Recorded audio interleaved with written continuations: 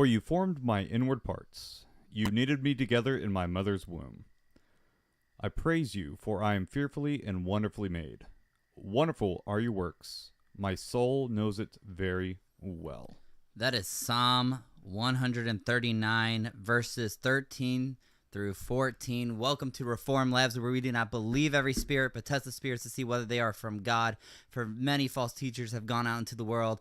My name is Kanoa Benz, and we are here with Gateway Theology, where we just try to get you guys through the door on different theological topics.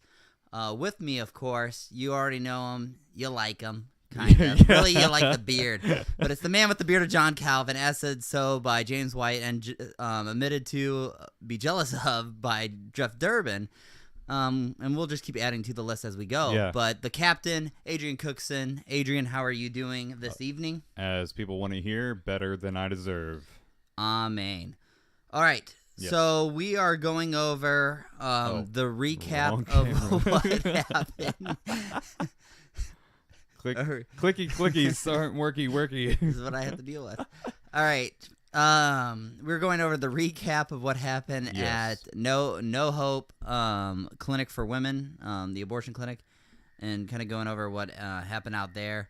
And sorry, I'm cracking up because I had the window open and I built a little like waterfall and pond stuff, and the frogs and toads are going crazy right now. So it's this weird little like sound right up by the window. I'm just going to double check to see if it's being picked up. Well, yeah, if you guys hear it, then that's what you get. It's like being outside. I love it. And so what happened out there? And then also we're going over some terrible TikTok comments on our videos. Terrible is an understatement. And addressing those as well. I don't know. I've seen worse. So hopefully this will be helpful for you guys.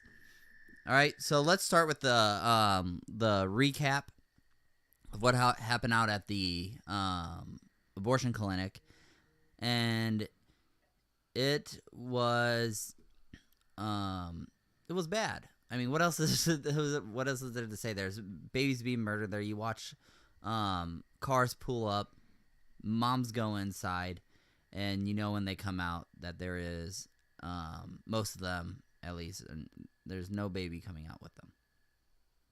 It's terrible. And the interesting thing about what happened out there is the public's response was was better than what it normally is. Like normally you have people just ignore you, give you the finger, yell at you, cuss you out while they're walking by. But this time we actually had some really good responses from the public. And we had a couple couples walking by, and what was happening was I'd say, hey, just so you guys know, because when I see people walking by, I'm going to preach to them as well. Because as God says in Leviticus 20, he said if somebody's doing child sacrifice and the community turns their head or closes their eyes to it or acts like it doesn't happen, then God said he will turn his back on those people and that community and that nation. And we don't want that. So I try to warn people about that and to remind them that say, hey, this is happening in your area. You need to be out here addressing this or going to your senators and asking that this building establishment is shut down for good because it is awful. So I remind people of that, and then I preach to them and share the gospel with them as they're going by. So there was so to start off, there was a gentleman who was out there immediately talking to Jason right when I was walking up, and so I started talking with them so that Jason could continue preaching because he does a fantastic job. Oh yeah, doing so, as well as Luke and the other guys out there, including Adrian too. He does a great job. So I started talking with the gentleman. He's going like, hey, I was walking over to my buddy's house and I saw you guys, yelling and saying stuff. And so I came over to see what it was about. And so I just told him, like, well, this building's murdering people, murdering babies, and, it needs to be stopped, and that's why we're here and stuff. And so he actually was interested in, I think for I don't know. It felt like a good 20 minutes or so that he was out there talking with us. He was talking to me, and then he was talking with Jason again. And it was some good conversations with him. At least with me, I didn't get to ask Jason how talking with him, but that was good, and so I was able to. Didn't it get to the point where they were almost like trying to shoo him away too? Oh yes, okay, thank you for goodness. yeah. Oh yeah, all right. And here's the thing with the escorts out there and the people who work at those clinics. They love you if you're on their side. Yeah, they love you if you're on their side, but the moment they have a hint that you're turning and changing teams, you're an enemy. And that's what happened to the guy. He was standing on the driveway line. They have these purple lines out there and that tell you where their property is that you can't step. And he was kind of stepping on the line. All right? And so I was talking to him. I was on the side that I'm supposed to be on. And I was talking with him. He was standing there. And they didn't care because he was going through and they thought he was, against us. But then I started talking with him. And he was like, and he started saying, yeah, I agree with that. Yeah, you make a great point. I agree with that. And the moment he said that, and it was also bad timing, too, because right when he was, like, saying that, one of the escorts were walking up. Well, one of the workers were driving in, and so they honked their horn at us to, get out of the way and stuff. And we're just standing on the edge, so they have plenty of room, but they do it anyways. So they honked the horn. And so the guy backs up even more onto their property. And the lady stops the car, rolls in the window, and starts screaming, "Get off our property!" And I'm like, well, I'm not on the property. And she's just yelling at the guy. And she's like, and I'm like, well, he's technically not with us. And I was like, and you guys were okay a couple of seconds ago with him standing there. I said, he doesn't know anything. He's not with us. So I started telling the guy, you need to come here. Well, he's freaking out, going, why am I getting yelled at? And so, yeah, so we pull him over to the side, and he's like, what is going on? He's like, this is crazy. And so we're like, well, they're murdering babies. What do you expect? And in that moment, he realized who actually loved him. Yeah, right. So we were talking to those good stuff, and I'll bring up some of the stuff that he brought up because it was also brought up on TikTok too. But before we do that, there's another. So I had couples coming by, and they were I was encouraged by at least their acceptance of of what we were doing. They were like, yeah, you're right. And I told them that we're out here and they need to be out here, and they were in agreement. So they said, we'll see. So we'll see. Lord willing, yeah. We'll see them right alongside us. So pray for the people in that community because they're starting to wake up to what's going on. Yeah. Now, the other interesting thing that drives me crazy was there was a couple that walked by and they said, what are you guys doing out here? And we're like, they're murdering babies. And they were like, still? And I was like, wow. I was like, yeah. They're like, Roe v. Wade was overturned. Yeah, and that's a common misconception that people have. Yeah. I was like, Roe v. Wade was not law. Yes, and that is what drives me crazy. And here's the thing is no wonder people think that is because with the pro-life movement. Here's my pro-life movement rant. Get it? They masked it as oh, if only this was overturned, then we can do this. And then so why can't you now? Oh, because of that ruling. Okay, but then once the ruling was reversed, the logical thing is, okay, well, if it's reversed, then that means since we had to obey under all the law or whatever fake law under the Supreme Court's decision, and all us the pro-life states had to follow it. Now that it's reversed, doesn't that mean all the pro-choice states have to follow it? And then there was a rude awakening because no. Yeah. And because the Supreme Court cannot make law, and nobody knew that.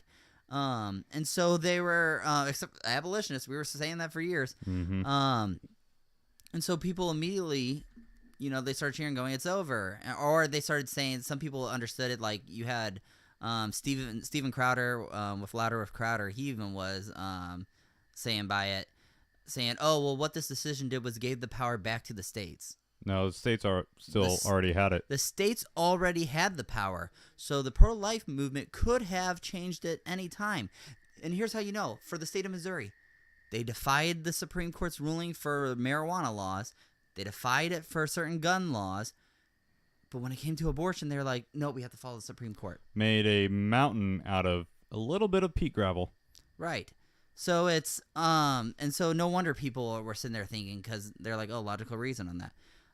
So they were shocked about it, and we're like, yeah, we're out here. This needs to be addressed. And they were like, and again, they were like, well, we might do that. And, okay, well, Lord willing.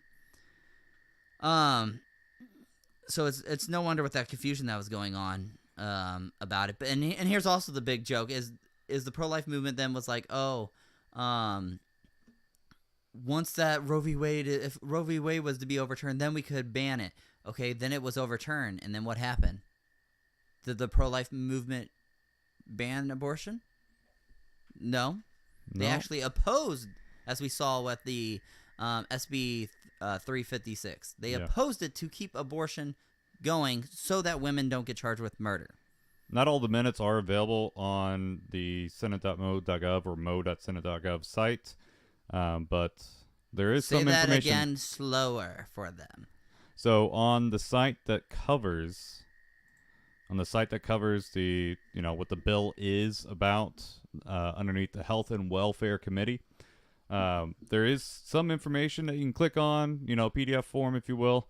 But not all of the minutes and are on there. And you should be able to still see the bill, too, so you guys could still look up what the bill was like that they opposed and what it actually said. Because it was a great bill, and the pro-life movement killed it. So. And more than likely it'll be turned down, but Lord willing it doesn't. But if it does, it can be heard again in December. Yeah, we have another chance in December, and we'll talk about more of that in the future. So let's keep it going with it. So, again, the other thing... and there was a lot of pro-life people there that were talking about it. So that's good. They need to be hearing about it and saying, yeah, this is not right, because we need to leave that. They were confused, and even pro-choice people were confused too. Some of them were like, great. Yeah. Now the question that was asked a lot lately, and so Christians, you got to prepare yourself and understand this, and have a good understanding of God's law, and to answer these questions. Is for the case of rape is a big one that comes up, is what should happen if a normally they try to say like a really young girl to play, but it should just stand for any age woman. What happens in the case of rape? Should there be an exception? The answer is no, and that was one of the questions that was coming up. Do you have the TikTok comments? So we shared a clip for our one video talking about it when we were calling out the pro-life movement, and there was people commenting that were saying good stuff. There's some, and then there was comments from, of course, people that were against it. One of them was, do you have the... Well, I have one of the two from Paula, so we can throw that one up, and I'll grab the other one. So this is some of the comments on there. Now, TikTok is also is very, what I find is very hard to communicate on for their comment section, because maybe it's just mine and I'm just bad at it, but their comment section is crazy because it sometimes moves the comments around, and so it's hard to keep track of stuff, so I cannot stand it. But here's what one of them, what they were saying is, she was suggesting, and this was in other comments that I didn't pull down. Oh, I guess that changed it. Sorry. So, might as well work on that one, and then... Okay. This is what we have to work with. So she was suggesting that they should be allowed to use the morning after pill and other stuff to make sure. You keep changing, or is this the one that we're talking on? Sorry, this is the one that we're talking about now. Okay. I didn't realize. Oh yeah, so she was saying that there needs to be exceptions, and it's interesting that she talks about the Oklahoma bill that the pro-life movement also went against. And so she brought up the forcing a rape victim to have a baby after being raped is wrong. And we disagree with that. And Christians, you should be against that as well, because it is not right. And here's the problem that I have, and this is what the gentleman who talked to us in the beginning came up and he asked. He said, "Hey," he goes, "let me ask you about this situation." And he goes, "And I'm just asking and stuff because I want to learn." And I was like, "Okay, that's fine." He said, "What about the case of rape?" And I said, "We believe that we punish the rapist, not the baby." Okay? The other side says, give the death penalty to the baby, not the rapist. Do you see how wrong that is? And you'll have sometimes where they say they should both have them. No. The baby did nothing wrong. We don't punish an innocent child for the sins of the father. The scripture that talks about, and here's the thing is, in Christians, and this is why we have to understand God's law, because God's law tells us what is wrong, and how we are to deal with when somebody does what is wrong. And so for this case, in Deuteronomy chapter 22, verses 25 through 27, says, "But if in an open country a man meets a young woman who is betrothed, and the man seizes her and lies with her, then only the man who lays with her shall die. But you shall do nothing to the young woman. She has committed no offense punishable by death, for this case is like that of a man attacking and murdering his neighbor, because he met her in the open country, and though the betrothed young woman cried for help, there was no one to rescue her." All right, so God's law defines, and it also tells us what needs to happen to it. It says that the man who did that shall die. He gets the death penalty, capital punishment. All right? It doesn't say the baby. All right?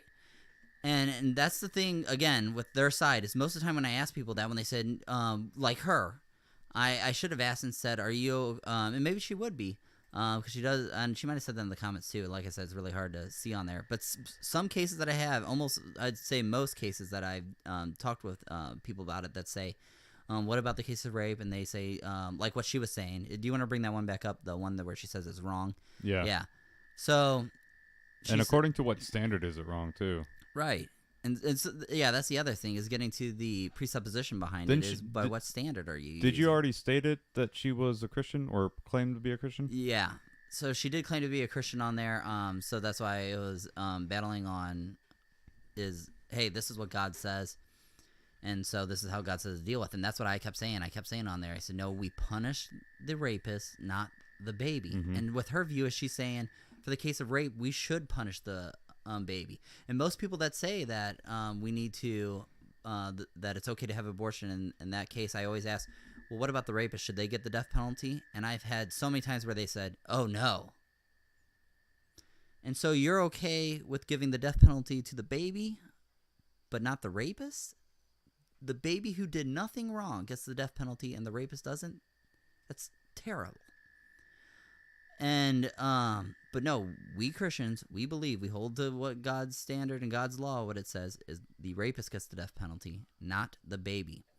All right, and we already talked about this before, that the baby is made in the image of God. All right, and before talking about that too, is nobody should be saying that it is not an extremely terrible situation for a young woman to be raped and to get pregnant. All right, nobody's saying that what happened to her was not terrible. All right, nobody's saying that that it's not that bad. Okay, it is extremely bad, and as we already read, it's such a terrible crime that the Bible says that that crime, the person who does that, the man who does that, deserves death and should get the death penalty. Now, what doesn't help that situation is giving the baby the death penalty as well. That doesn't help the situation.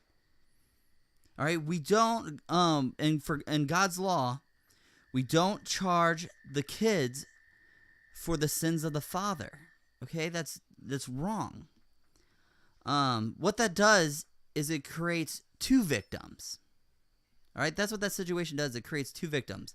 What should happen is we need the community to come around those people and love those women that have been in that terrible situation, and to help them and take care of them as they go through that. Because that's what everybody brings up. They go, that's 9 months, and that's not saying it's going to be easy, but we don't make a second victim by killing the baby who did nothing wrong. That baby didn't ask to be put in that situation. So no, we need to, as a church too, and to be known for coming together as a community to take care of women who have had that happen, and to help them go through that, and to take care of those babies. Also, real quick, just in case people might be asking in regard to the bill, This is not something that is going to be like a retroactive thing. It's a going forward thing. So the bill puts forth that going forward, if found guilty, again, innocent until proven guilty, this is all according to God's standard of how a legal justice system should play out. So innocent until proven guilty, going forward. So once the bill is enacted, it's a going forward circumstance. We're not saying that we should hunt down women that have had an abortion in the past and then say be put to death. But if a woman is saved, in regard to saved in Christ, and she has had an abortion in the past, then I would say that would be a conviction issue on her. Should she continue living and spread the gospel and warn people? Well, not only or that, it's take because the when ultimate new capital laws are put in place, right? It doesn't go back to anybody. So, like, if the law was put in place that, so let's say stealing was legal, and then the law changes that stealing is no longer legal. Right. Everybody who already stole is not held under the law because it was legal. Right. So, on how that goes. So yeah, again, so it's no, not a retroactive it's not a we're gonna hunt every woman that has ever had an abortion. That's not how laws work. Yeah. All right. So it's not a hunt down every woman that has ever had an abortion thing. That's not how that works. It is starting when that goes into place. And also it needs to be said too that for women who have had abortion, that there is forgiveness in Christ. Right. Okay, and that needs to be make sure that they know that. All right, that look to Jesus. All right, and you can find comfort in Christ for the forgiveness of the sin of abortion. Right. Same with anybody, and same with what I told the gentleman that I was talking to. Same with the couples that I talk to out there, and same with people that are walking by that I talk to. I say you need to put your trust in Jesus Christ for the forgiveness of sins. All right? Not just for, oh, did you do abortion? No? Okay, have a good day. No. Not just, did you murder someone? No? Okay, have a good day. No. Yeah. It's because we sin against a holy God every millisecond, probably. Definitely. And so therefore we need to constantly rely on Jesus to be clothed in his righteousness and the trust that he took on our ugliness to the cross. And that's what Jesus says. He says, put your faith in him. Do we want to also briefly cover in regard to like miscarriages? Yeah, and we talked about this before. The bill also, just so people are clear, that does not include miscarriages. Right. That is not considered an abortion. While some people say it's an abortion, the medical term abortion, it doesn't matter because in the bill for the law, it defines that. It says, and this is what happens if a woman was having a miscarriage or it's an emergency medical issue or whatever. Yeah. They address that in there. So go ahead and read that bill because it talks about that. Yeah. That it will not be considered murder. Yeah. If it's a health issue, it's a rescue operation. Because the goal is to save both, but unfortunately, in a fallen world, we can't. Yeah. So check out the bill and you can see the writing for yourself on there. Now,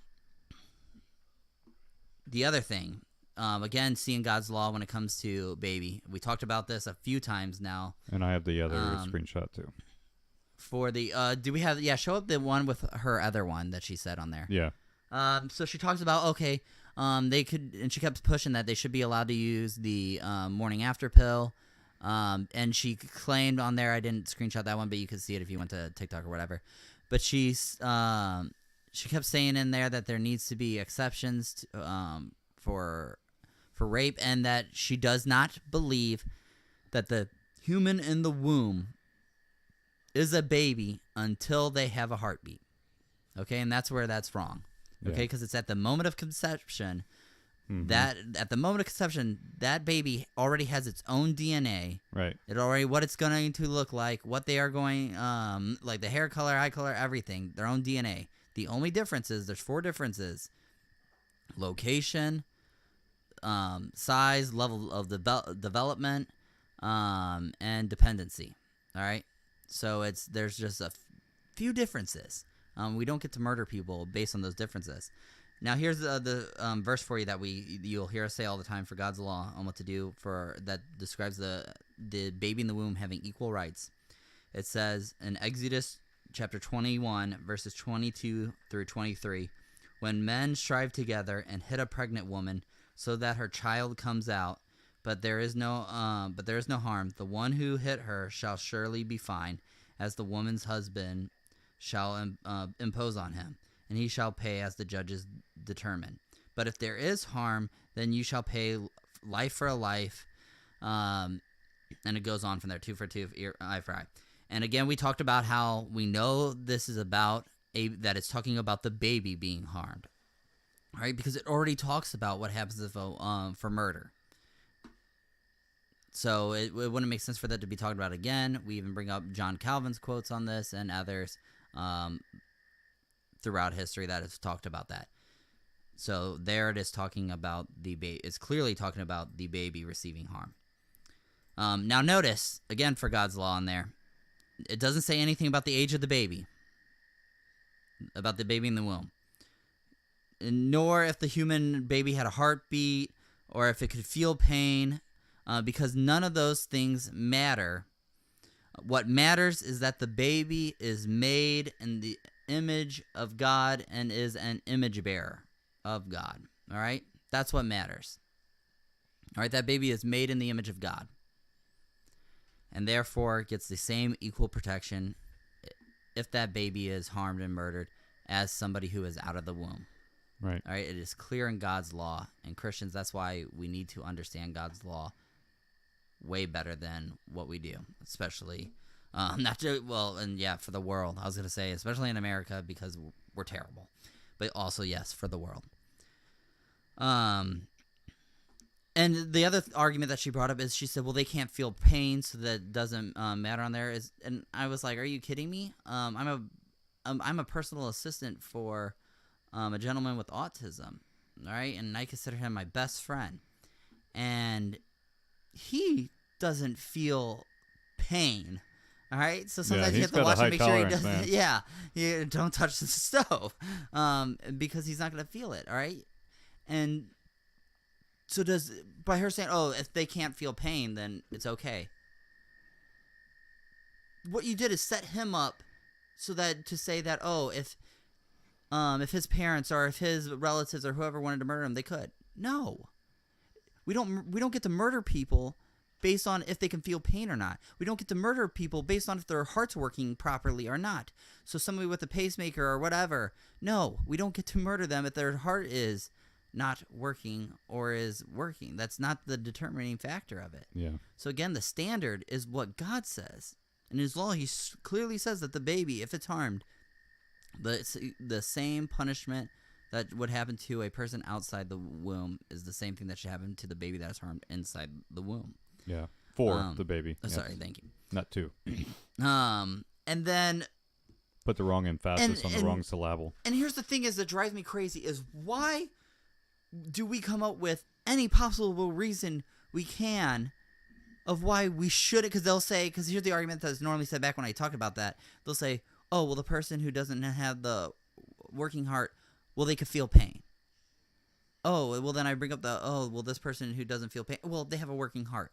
Well, they have this, they have that. Why is it that we'll come up with every possible reason on why we shouldn't murder the person outside the womb? Yeah. But for the baby inside the womb, we look for every single possible reason we can to be able to kill them. That's messed up. All right? And that's wrong. Oh. And there is no reason. A nation that turns their back against God. Right. And so we need to be better about that. And Christians, we need to make sure we have a standard about that. Now let's go to the other, the TikTok comment from that one person. Hey, well, real quick, just so you know, there is language on here. Yeah. I kept it up so you can see what's going on there. Because I didn't think about blurring it, so I'm sorry. I mean, I could have, but you said no, don't do it. Oh, well, I didn't know. So, all right, throw it up. All right, it wasn't anything on there. So here's the other comment. If it's on there. Yeah, it's on this one. So he says, how about you stick God's law up your acoli? That's Hawaiian for you. Your keister. And keep your God out of my government in accordance with the First Amendment and your beliefs to yourself. So keep your beliefs to yourself is what they're saying. And And so that was my witty comeback comment below. But here's the thing with that, okay? Yeah. The First Amendment says Congress shall make no law respecting the establishment of religion, nor prohibiting the free exercise thereof. Yeah. Okay, nor prohibiting the free exercise thereof. So you're just doing what it Right. says that you can do. Our belief is that we are to push our beliefs. That's what Yeah. we do. Yeah. God commands even the unbeliever to submit to God. Amen. The unbeliever is held by God's law. It doesn't matter if they go, I'm like what Andy Stanley says, we don't put our standards on that person. We don't impose on that person. We don't. Jesus did all the time. Mm-hmm. God does. Oh, yeah. That's what he says they will be judged by. So yes, we do. And yes, we should. And because we were talking about this today at over lunch at our church, and it was talking about Christian nationalism. Should we want the Christian to should we want to have the laws in there? Should we? And what I say to everybody who says this, I said, there's already a belief, because they're worried about, okay, if we push a belief, then the next person that will come and will push their beliefs. And what I explained was, and I say this to people who always ask this, is it's already happening. There's already a belief established that's being pushed on us. So it's not a matter of if or if not we have it. It's a matter of, or if not we have beliefs established, but which one? All right? It's either you have either Christianity or you have secularism. So it's which one do we want? So Christ or chaos. And like what we started saying is, we don't know about you, but we are tired of the chaos. Mm-hmm. So that's interesting. Somebody just rang my doorbell. Oh. That's okay. So that's what we were talking about in there. But go to the other comment too. So that's the first thing is when they're saying, and normally when they try to go to the and this one's great because there's you'll see. For the and your beliefs do not someone else's supersede someone else's, and right. You do not have the right to tell people what they should and should not believe. As you're telling him what you should or should not believe. Yeah. How about and they kept saying that over and over, is you shouldn't tell people what to believe, and they kept coming up with excuses for it. And after like I said, with TikTok, it's so difficult to try and reason on there. I mean, and I attempt to, but like I said, the comments are going all over the place, so it's hard to keep up.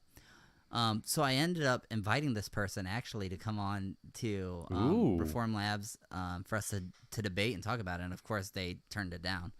They're like, here's the funny part. They said I have some, like, they said something about rather like kick their shin on a truck or something like that. Wow. Than waste time being on your podcast debating. I don't think it's a matter of while waste they are time. spending a lot of time literally commenting. I don't think it's a matter of time. I think it's a matter of that they'll experience more pain being on this show. It would be a than different getting hit by a truck. But here's the thing, okay? So they always try to do, and we talked about this before, separation of church and state. It's not found in there. Okay, it's not found in any of the amendments. It's not found in the any founding documents.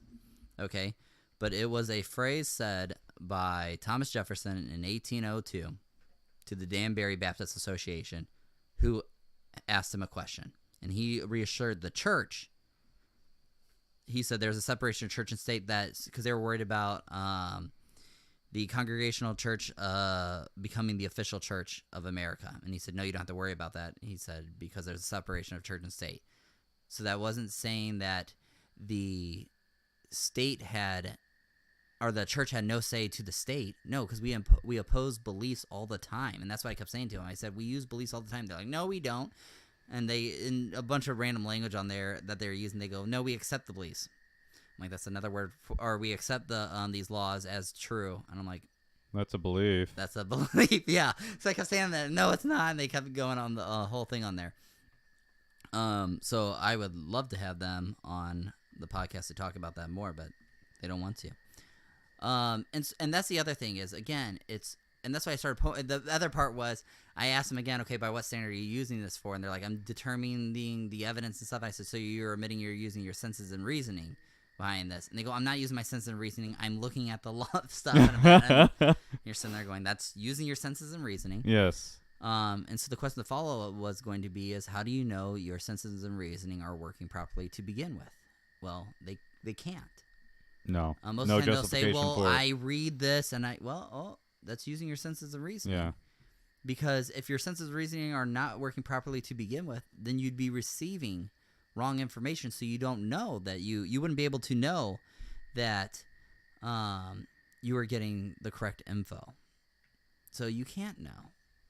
All right, and that's the problem. That's the problem with you know atheism because you know because you know because you know. yeah. Infinite regress. Yeah, because I know because of A, and I know A because of B, and I know B because of C, and eventually you're going to run out. Because it doesn't. No, stop they're at the not going to alphabet. run out. They're going to create new things like how they do with current gender movement. And eventually it's going to be an admit to I don't know. And here's the thing is, it doesn't stop there. You either have to know everything or know someone who does. Amen. And Christians, we have a God who stops that infinite regress by giving us natural revelation so that we can know things. Mm-hmm. So we can be able to reason and use knowledge. And as God says in the Bible in Proverbs chapter 1, verse 7, the fear of the Lord is the beginning of knowledge and wisdom. So therefore, if you try to reject God, then you are rejecting knowledge. You cannot have knowledge apart from God. And so the other thing with the beliefs, you see that all the time, is these self-defeaters. They said, you shouldn't impose your beliefs. And I just asked the person, I said, do you believe that? And they were trying to get around, and it was funny watching them try to get around, and sad watching them try to get around, not to say, like, no, I don't believe this. They're like, I know it is true because of facts and stuff like that. Mm-hmm. Okay. Do you believe those So, facts? yeah, right, yeah, and that's all I had to say on there. It's because they know they're wrong. Yeah. Is they were imposing a worldview on me that says that I can't impose my worldview on others. Yeah. And so that's why I was. Rules for and that's thee, why but not I for said me. to him. I said, "Yeah, rules for thee and not for me." And that's what I said to him. I said, "If you really believe that, then why are you commenting, telling me what I should believe Yeah. and what I should do?" Yeah. I can't push mine on you, but you can push yours on me. Christians, don't fall for those tactics. Okay, it's not about if, it's which one. Yeah, there is no neutrality. Yeah, there's no neutrality, and there's always a belief that's being opposed. Take or your imposed, stand. Sorry. And here's the thing is, so he was like, so the whole, like, keep your stuff out of the government, keep your stuff out of the politics, and on the lines of that Christianity has no stuff like this. Well, let me remind them for this. On February 29, 1892, in the case of the Church of the Holy Trinity versus the United States, the Supreme Court declared that America, after an exhaustive examination of a full range of historical documents, overwhelmingly demonstrated it was a Christian nation from its earliest days. Don't drop your mic, Kanoa. So Put an air tally in. That's right. Point. Ding. So with that said, there's also some book we need to get a ding recommendations. sound. Yeah, ding. There is a recommendation for. So I got some books for you guys to read if you want to know more on that one. To be able to, how do you engage with atheists and stuff. And always the book that I always recommend, and I'm always terrified of butchering names, but by Jason Lyle, The Ultimate Proof of Creation. That is the best beginner book to presuppositional apologetics and how to engage with the unbeliever. If you want to know more on some other stuff, is a good book, America's Christian Heritage by Gary DeMar. Keep in mind, at this point, we do not support Gary DeMar's end-time beliefs because he has stepped into heresy with them. But some of the books that he written before he did that are still Pre-heresy, good. he's all right. Pre-heresy, we like his books. Yeah. And then, of course, the other one, if you're wanting to get into how we to understand God's laws. Tackling logic. Yeah, well, for God's laws. You're Sorry, I'm jumping the gun. And I see over there, he's ready to show you guys I'm something ready cool. to click it. He's got that spider cam ready. But God's Law Made Easy, okay? By Kenneth Gentry. a fantastic intro book for understanding theonomy and how to apply God's law to modern society. I recommend that one to start out with. And then you can get in some deeper books by Greg Bahnsen and others. And then go ahead, jump to our spider cam. Ooh, yeah. Yes, that is a wee little spider, not like the other ones. That is a regal jumping spider. Yeah. And Don't she is do not click awesome. away. Do not pull the flamethrower out of your closet and burn before your you computer. do, just at least Look at the title, Logic. Yes, so that book is another one that I recommend for studying just debating all around is just fantastic to understand logic and to understand the fallacies and how to get there so that we're not making fallacies and stuff. Oh, man. So Introduction to Logic by, again, Jason Lyle. Fantastic. The other resource that I would suggest is Revealed Apologetics with Eli Elawa. I'm sorry if for messing up the name, but Revealed Apologetics. He does a fantastic job on teaching presuppositional apologetics and also with other stuff too. So go check out his YouTube This is page. not a meat shack. Quit butchering names. Wow. Okay. But that is all I have for you guys on that one. So I hope that you guys learned and it was helpful. If you have any questions, of course, comment. And we can address that. Adrian, if you want to give a special shout out to our top tier supporters. Yes, our cage stager and our indulgence giver. We got our cage stager Mimi and our indulgence giver Carol. Thank you both, very much to both for of you. your support. Yes. And keep us in your prayers for the. Keep us in your prayers because there's a lot of big stuff happening. We have interviews planned coming up, and there's a lot of stuff that we're working on. Yeah, Lord willing, they come to fruition and they go well. So we'll keep you updated on stuff.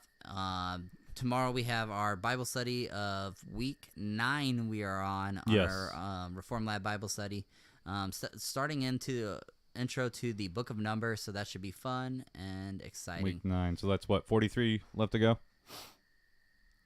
I don't know. I'm just going until I'm done. So, all right. So, we may go past 52. Yeah, who knows? It's aloha time with it. Yeah. It's aloha Bible study. You don't know when it's gonna end or when it's gonna go, when it's gonna begin. All right. Well, I greatly appreciate you guys. Thank you for your time. Hope this has been helpful. And as the Hawaiians say, keokuopu, God be with you. Yes. And like, subscribe, share, tell people, look at that mohawk, look at that beard. We love you.